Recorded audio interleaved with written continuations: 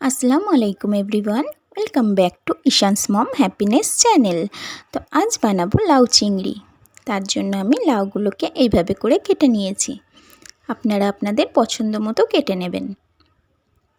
একটা কড়াই নিয়ে নিয়েছি, তার মধ্যে সরিষার তেল নিয়ে নিলাম।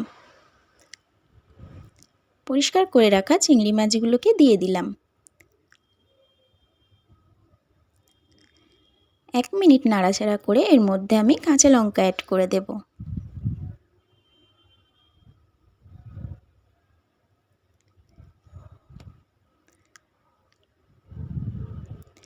এরপর আমি লবণ আর হলুদ গুঁড়ো দিয়ে দেব।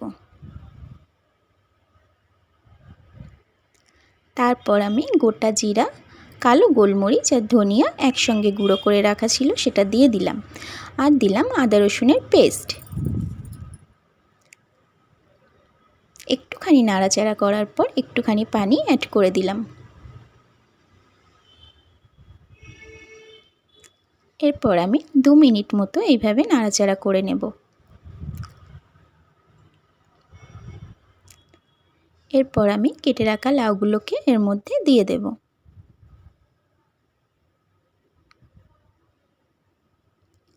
লাউটা দেওয়ার পর আরও 1 থেকে 2 মিনিট এইভাবে নাড়াচাড়া করে নেব। তারপর আমি এটাকে ঢাকা দিয়ে মিডিয়াম ফ্লেমে 10 মিনিট রান্না করব। ঢাকাটা ওপেন করে দেখাচ্ছি। ঢাকাটা ওপেন করে একটু নাড়াচাড়া করে এর মধ্যে আমি গরম পানি অ্যাড করে দেব।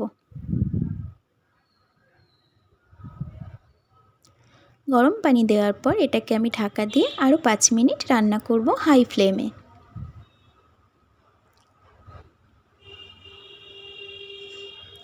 পাঁচ মিনিট পর ঢাকাটাকে ওপেন করেছি।